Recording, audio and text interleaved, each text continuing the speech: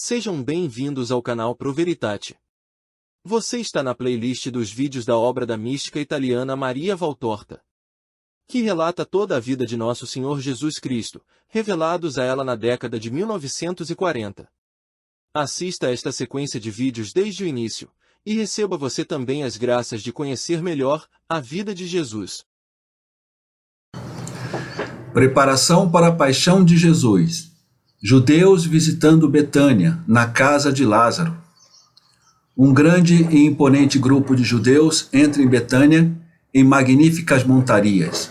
São escribas e fariseus, alguns saduceus e herodianos, que eu já tinha visto, se não me engano, no banquete na casa de Cusa, para induzir Jesus a se proclamar rei. Eles são seguidos por servos a pé. O grupo de cavaleiros percorre lentamente a pequena cidade, e o som dos cascos no chão duro, o tilintar dos arreios e as vozes dos homens atraem para fora de suas casas os moradores, que olham e com evidente espanto se curvam humildemente, depois se levantam novamente e se reúnem em grupos, sussurrando. Viram aquilo? Todos os membros do Sinédrio de Jerusalém. Não, José, o ancião, Nicodemos e outros não estavam lá. Nem os fariseus mais famosos, nem os escribas. E quem era aquele a cavalo? Eles certamente vão para a casa de Lázaro. Ele deve estar à beira da morte. Não entendo por que o Rabi não está aqui. Como pode esperar que ele esteja aqui se os de Jerusalém querem matá-lo? Tem razão, não, tenho certeza de que aquelas cobras que acabaram de passar vieram ver se o Rabi está aqui. Louvado seja o Senhor por ele não estar. Sabe o que disseram ao meu marido no mercado de Jerusalém? Para estar pronto, porque ele em breve se proclamará rei, e todos nós teremos que ajudá-lo a... O que disseram? Bem, uma palavra que significava algo como, se eu dissesse isso, mandaria todos embora da casa, e me tornaria a dona da casa. Uma conspiração? Uma conspiração? Uma rebelião? Perguntam, fazendo sugestões ao mesmo tempo. Um homem responde, sim, também me disseram, mas eu não acredito. Mas aqueles que dizem isso são discípulos do Rabi. Não estou disposto a acreditar que o Rabi usará de violência e removerá os tetrarcas, usurpando um trono que, certa ou erradamente, pertence aos herodianos. Devia dizer a Joaquim para não acreditar em todos os rumores. Mas sabes que aqueles que o ajudam serão recompensados na terra e no céu? Eu ficaria muito feliz se o meu marido fosse um deles. Tenho uma família grande e a vida é difícil. Se ele pudesse ter um emprego entre os servos do rei de Israel... Escuta, Raquel, acho que é melhor eu cuidar da minha horta e das minhas tâmaras. Oh, se ele me dissesse, então eu deixaria tudo para segui-lo. Mas se outros me disserem... Mas eles são seus discípulos. Eu nunca os vi com ele, e então... Não. Eles fingem ser cordeiros, mas seus rostos patifes não me convencem. Isso é verdade, coisas estranhas acontecem há algum tempo, e eles sempre dizem que os discípulos do Rabi são a causa delas. Na véspera do Shabá, alguns deles maltrataram uma mulher que estava levando ovos para o mercado e disseram, queremos em nome do Rabi Galileu. Vocês acham que pode ser ele quem quer tais coisas, já que ele sempre dá e nunca tira? E justamente ele que podia viver entre os ricos e prefere estar com os pobres, e ele deu seu manto como aquela mulher leprosa que foi curada, e que Jacó encontrou e disse a todos? Outro homem que se aproximou do grupo e estava ouvindo diz: Vocês têm razão, e quanto a outra coisa que eles dizem, que o rabino causará grandes problemas porque os romanos nos punirão a todos por incitar as multidões? Você acredita nisso? Eu digo, e não acho que esteja errado, porque sou velho e sábio. Digo que aqueles que nos dizem, pobres, que o rabino quer usurpar o trono e expulsar os romanos. Quem me dera que ele quisesse, se fosse possível. E aqueles que praticam violência em seu nome, e aqueles que nos incitam à rebelião, prometendo lucro futuro.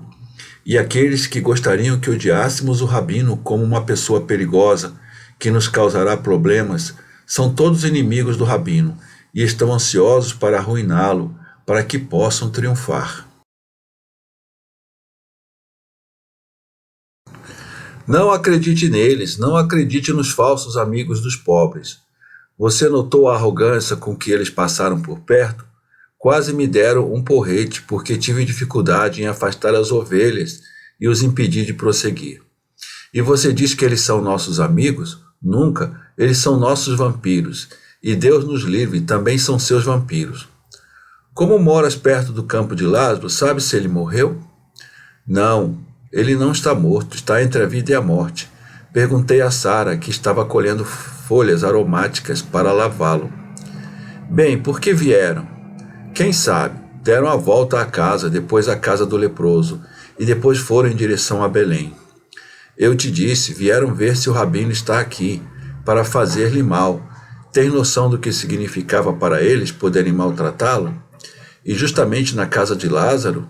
Diga-me, Natã, aquele herodiano não era amante de Maria de Teófilo há algum tempo? Era, talvez fosse assim que ele queria se vingar de Maria. Um menino corre em direção a eles e ele grita: Quantas pessoas há na casa de Lázaro? Eu estava vindo do riacho com Levi, Marcos e Isaías, e nós os vimos. Os servos abriram o portão e tomaram as montarias. E Maximino correu ao encontro dos judeus, e outros servos vieram fazendo reverências. E Marta e Maria saíram da casa para saudá-los com suas servas. Queríamos continuar observando, mas eles fecharam o portão e todos entraram em casa. O menino está muito animado com as notícias que trouxe e com o que viu. Os adultos estão comentando. Marta, embora com o coração partido e exausta, é sempre uma dama que sabe receber os convidados, honrando-os com a urbanidade perfeita de uma dama de verdade.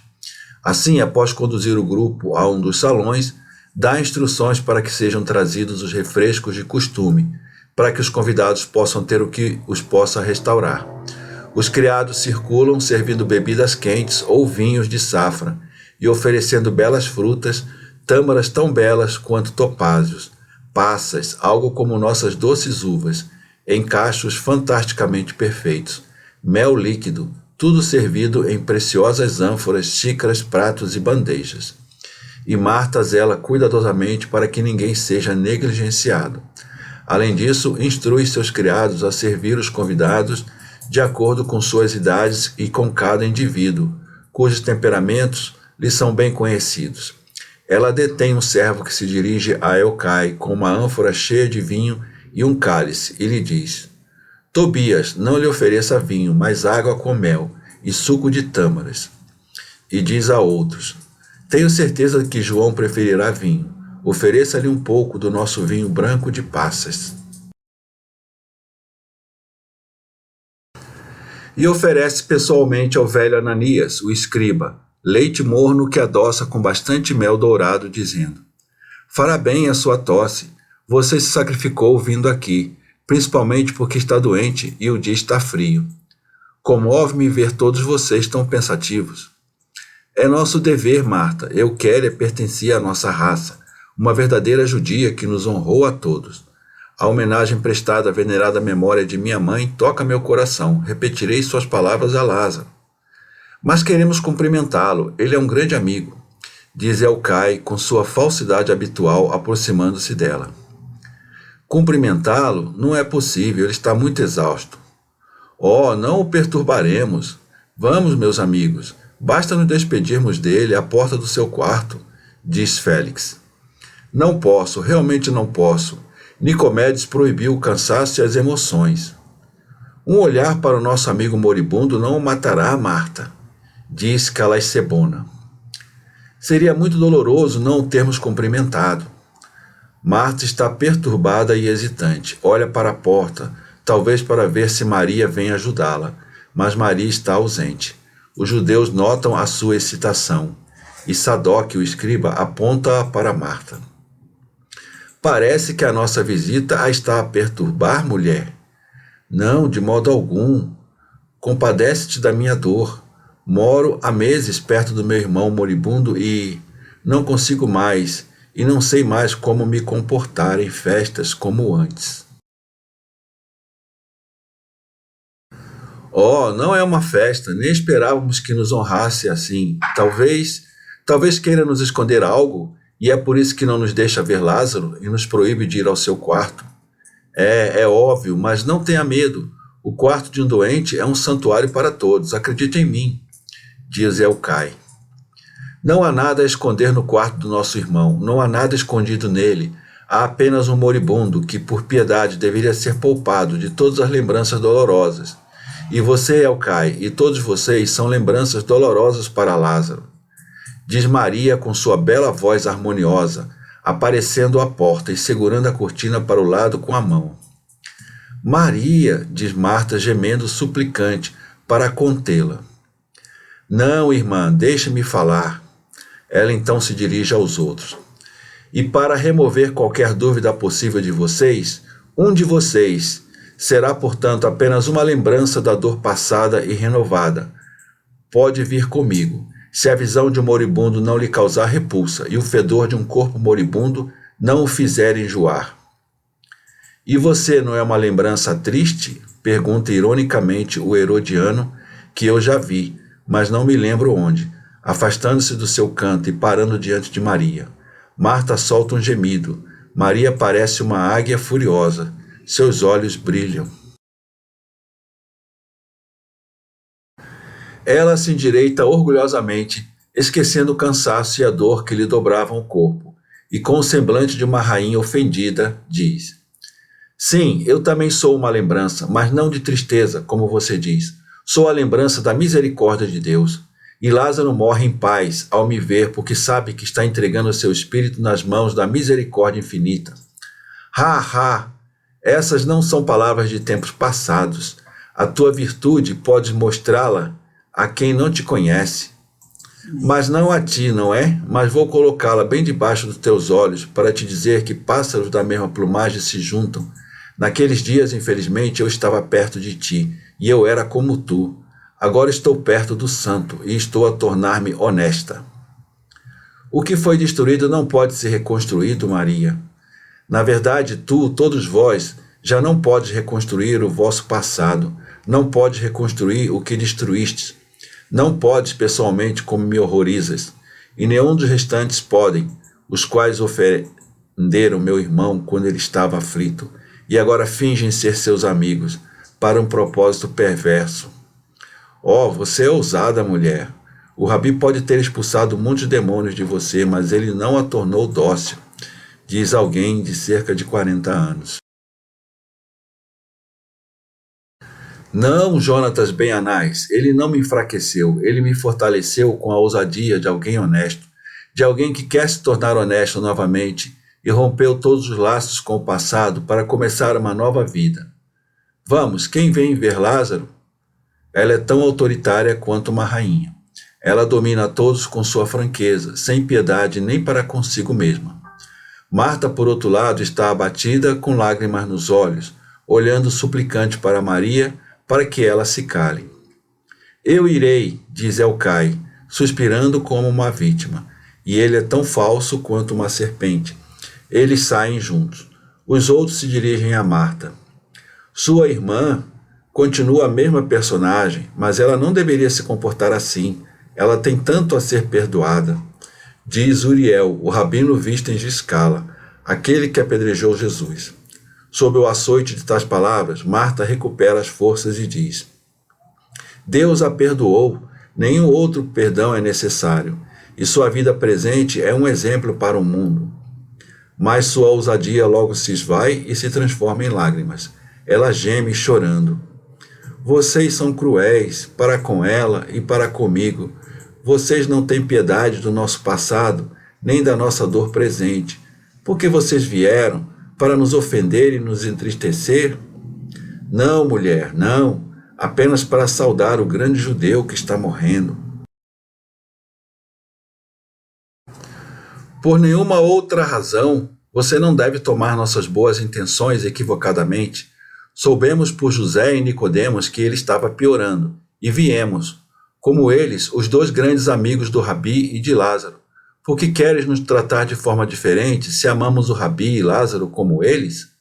Não é justo. Pode negar que eles vieram com João, Eleazar, Filipe, Josué e Joaquim para saber como estava Lázaro e que também veio Manaém? Não nego nada, mas estou surpresa que estejas tão bem informado. Não pensei que também o interior das casas fosse invadido por vocês. Não sabia que havia um novo preceito, além do 613, isto é, investigar e espiar os assuntos íntimos das famílias. Oh, desculpa-me, estou a ofender-te. A tristeza está a privar-me dos meus sentidos, e tu a estás a agravar. Oh, não os compreendemos-te, mulher. E porque pensávamos que ambos ficariam desorientados, viemos dar-vos um bom conselho. Chamai o mestre. Ontem também vieram 7 leprosos louvar ao Senhor, porque o Rabi os curou. Chamai-o, também em nome de Lázaro. Meu irmão não é leproso, grita Marta convulsivamente. É por isso que quereis vê-lo? É por isso que viestes? Não, ele não é leproso. Olhai para as minhas mãos. Há anos que o cuido e não há lepra em mim. As minhas mãos estão avermelhadas por causa de especiarias, mas eu não sou leprosa. Eu não tenho... Paz, mulher, e quem disse que Lázaro é leproso? E quem suspeita de um pecado tão terrível em vós, como de esconder um leproso? E pensais que, com todo o vosso poder, não vos teríamos batido se tivesseis pecado? Para que os preceitos sejam obedecidos, estamos dispostos a ignorar os nossos pais e mães, as nossas mulheres e os nossos filhos. Eu, Jonatas de Uziel, estou lhe dizendo. Certamente, isso mesmo, e agora lhe dizemos, pelo amor que temos por você, por sua mãe e por Lázaro, mande chamar o mestre. Você está balançando a cabeça? Quer dizer que já é tarde demais? O quê? Você, Marta, a discípula fiel, não tem fé nele? Isso é ruim. Você também está começando a duvidar? Diz Arquelau. Você está blasfemando, escriba. Eu creio no mestre como creio no Deus verdadeiro. Por que você não quer tentar então? Ele ressuscitou os mortos? Pelo menos é o que dizem. Talvez você não saiba onde ele está? Se quiser, nós o procuraremos. Nós o ajudaremos. Diz Félix de uma forma insinuante. Não, na casa de Lázaro certamente sabem onde está o Rabi. Diga-nos francamente, mulher, e partiremos em sua busca, e o traremos a você, e assistiremos ao milagre para nos alegrarmos com você, com todos vocês, diz Sadoc, tentando-a. Marta hesita, quase tentada a ceder. Os outros insistem, enquanto ela diz: Não sei onde ele está, realmente não sei. Ele partiu há alguns dias e se despediu de nós como alguém que se ausenta por muito tempo. Eu ficaria aliviada se soubesse onde ele está, se ao menos soubesse, mas eu não sei. Essa é a verdade. Pobre mulher, mas nós a ajudaremos, nós o traremos a você, diz Cornélio. Não, não é necessário. O mestre, você está falando dele, não é?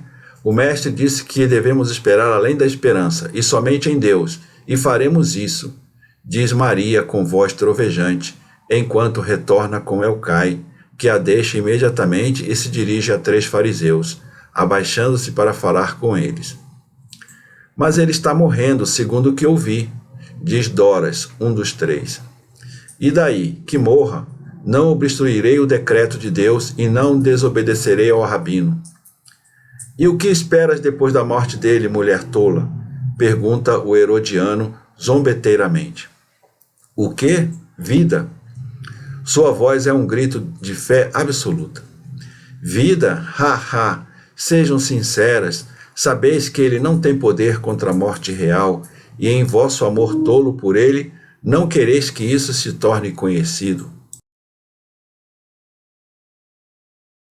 Saiam todos, caberia a Marta vos contar, mas ela tem medo de vós. Eu só tenho medo de ofender a Deus, que me perdoou. E digo-vos em nome de Marta, saiam todos. Não há lugar nesta casa para aqueles que odeiam Jesus Cristo. Fora, vão para seus covis sombrios. Fora todos, ou eu mandarei os servos expulsá-los como uma manada de mendigos imundos. Ela é imponente em sua ira. Os judeus se esgueiram de maneira mais covarde na frente da mulher. É verdade que aquela mulher parece um arcanjo enfurecido. Ao saírem do salão e cruzarem a soleira, passando diante de Maria, ela os encara, criando para cada um uma forquilha caudina, imaterial, sob a qual o orgulho dos judeus derrotados é obrigado a se curvar. O salão finalmente é esvaziado. Marta cai no tapete, debulhando sem lágrimas. Por que você está chorando, irmã? Não vejo por que você deveria. Oh, você os ofendeu, e eles a ofenderam. Eles nos ofenderam, e agora eles vão se vingar e... Cala-te, mulher tola, de quem esperas que se vinguem? De Lázaro? Eles têm de decidir primeiro, e antes de o fazerem, ninguém se vinga de um homem que está perdido. De nós, precisamos do pão deles para viver? Eles não tocarão nos nossos bens. A sombra de Roma está lançada sobre eles. Sobre o que então? E mesmo que pudessem fazer isso, não somos nós jovens e fortes? Não seremos capazes de trabalhar? Jesus não é pobre? O nosso Jesus não era um operário? Não seremos mais semelhantes a ele, se formos pobres e trabalhadoras? Devias orgulhar-te de o ser. Espera, pede a Deus que o conceda.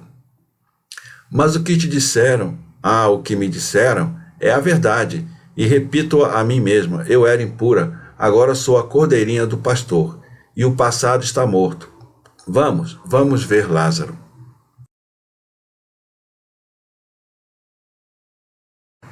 Inscreva-se no canal, ative as notificações, dê o seu like, comente e compartilhe.